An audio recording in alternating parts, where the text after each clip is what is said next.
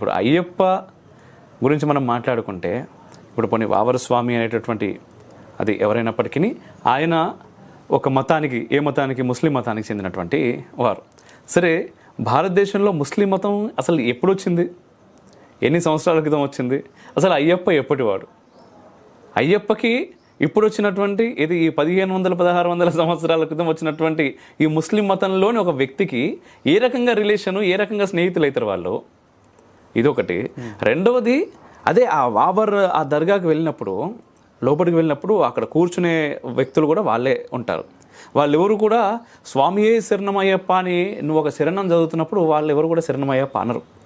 పోనీ ఆ సరౌండింగ్స్లో ఎక్కడైనా స్వామికి సంబంధించిన శరణాలు ఏమైనా రాసుంటాయి అంటే ఏం రాసుండవు. అక్కడ ఇంకో నోటీస్ బోర్డు ఉంటుంది. ఆ నోటీస్ బోర్డు నేను నిజంగా చెప్తున్నాను, స్వాములు అక్కడికి వెళ్తున్న వారు దయచేసి గమనించండి.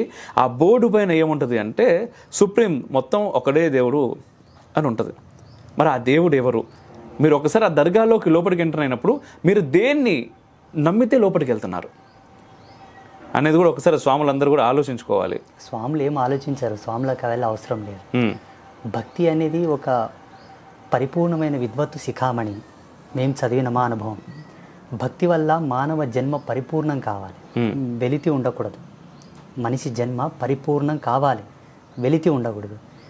మనం చేసే భక్తి సత్యమైనప్పుడు ఇంకా ఎందుకు వెలితులు ఉన్నాయి మన సంసారాల్లో, మన జీవితంలో? ఇది క్వశ్చన్ మార్క్.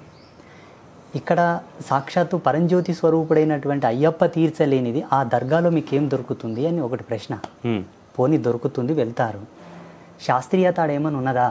అది వాళ్ళ మత సిద్ధాంతాలు ఎలా ఉంటాయంటే, వాళ్ళు బై బర్త్ నుంచి కూడా పురుషులు మొలతాడు కట్టరు.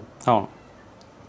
మన సనాతన ధర్మంలో పురుషుడు అనేవాడు మొలతాడు కట్టకపోతే శారీరక ధర్మసూత్రాలను అనుసరించి ఆయనను పురుష భాగం లోపలికి తీసుకోరు. పూర్ణత్వంతో జన్మతః పురుషుడే, పరివర్తనలోకి తీసుకోరు. శాస్త్రాల్లో దాని నిర్వచనం ఉన్నది. మొలతాడికి అవును. వాళ్ళ యొక్క మత సాంప్రదాయాలను అనుసరించి వాళ్ళ మహిళలు బొట్టు పెట్టరు.